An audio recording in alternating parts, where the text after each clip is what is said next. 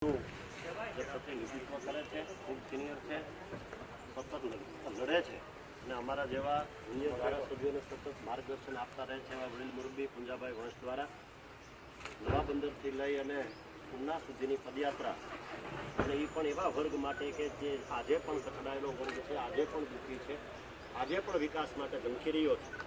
એ પદયાત્રાનું આયોજન કર્યું. આ પદયાત્રાની અંદર બે સિનિયર ધારાસભ્યો પણ વડીલ મુરબ્બી મોહનભાઈ અને બાપભાઈ સાથે જોડાયા. મને પણ આમંત્રણ હતું એટલે હું પણ મારા વિસ્તારની ચિંતા કરતા પદયાત્રામાં જોડાયું. ઉપસ્થિત આપ સૌ કોંગ્રેસ પરિવારના મિત્રો અને સૌ માછીમાર ભાઈઓ, એક જ વસ્તુ કહેવી છે કે વંચિતોની, પીડિતોની, શોષિતોની વાત કરતી ભારતીય જનતા પાર્ટીની સરકાર જે કામો મંજૂર કરવામાં આવ્યા છે ને વડીલ મુરબ્બી પુંજાભાઈ કીધું કે આ દેશના મહામહિમ રાષ્ટ્રપતિના વરદ હસ્તે જેનું ખાતમુહૂર્ત પણ કરવામાં આવ્યું છે, આવા કામોમાં પણ જો યોગ્ય ધ્યાન આપવામાં ન આવતું હોય તો અન્ય બાબતોની અસર શું હશે?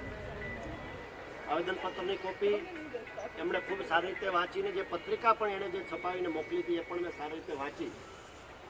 મને એક વાત કહેવાનું મન થાય છે કે 2017ના તત્કાલીન મુખ્યમંત્રીશ્રીના હાલના આ દેશના વડાપ્રધાન છે, હંમેશા એવી વાત કરતા આવ્યા છે કે આ દેશની અંદર, કે આ રાજ્યની અંદર દરેક સમાજોને યોગ્ય પ્રતિનિધિત્વ મળે, દરેક સમાજોને યોગ્ય ન્યાય મળે, દરેક સમાજોનો યોગ્ય વિકાસ થાય, એ માટે હું કટિબદ્ધ છું.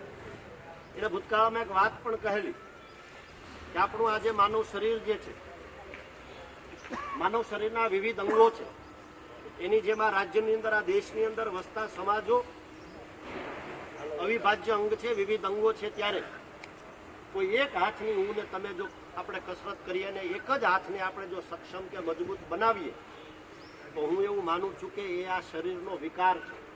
માત્ર એક હાથ યોગ્ય રીતે વિકસે અને અન્ય શરીરના જે અંગો છે એ જો ન વિકસે અથવા તેનો વિકાસ ન થાય તો એ વિકૃતિ છે.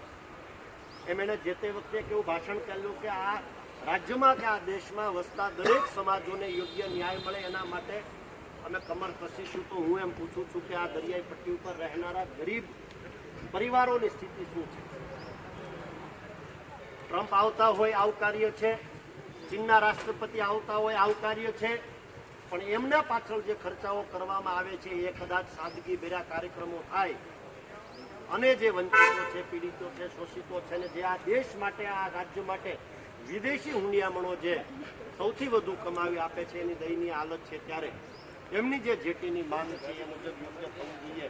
માત્ર ઉના નહીં પણ જેટલા જુદા જુદા જે બંદરો છે જેનો ઉલ્લેખ આદરણીય પુંજાભાઈ કર્યો, બધી જગ્યાએ કામો થવા જરૂરી છે. જો એ ન થાય તો મારે ને તમારે જાગવું જરૂરી છે.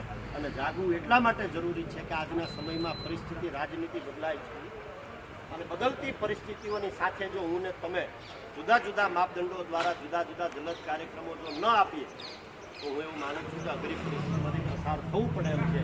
એટલે આ બધાને વિનંતી કરું છું, અભિનંદન પણ પાઠવું છું કે આટલી ગરમીમાં પણ વડીલ મુરબ્બી પુંજાભાઈની અધ્યક્ષતામાં અને કોંગ્રેસ પરિવારની અધ્યક્ષતામાં આજે કાર્યક્રમ થયો, ખૂબ સરાહનીય છે. આવનારા સમયમાં પણ જે વડીલે સૂચના આપી છે એ મુજબ અમારો વિસ્તાર પણ સાથે જોડાશે અને જે પણ કંઈ કરવું પડશે એ ચોક્કસ આપણે બધા સાથે રહીને કરીશું. અને છેલ્લે એક વાક્ય મારે આ બધાને કહેવું છે અને એ વાક્ય છે કે જ્યારે પણ હાકલ પડે ત્યારે હું ને તમે બધા જાગીએ.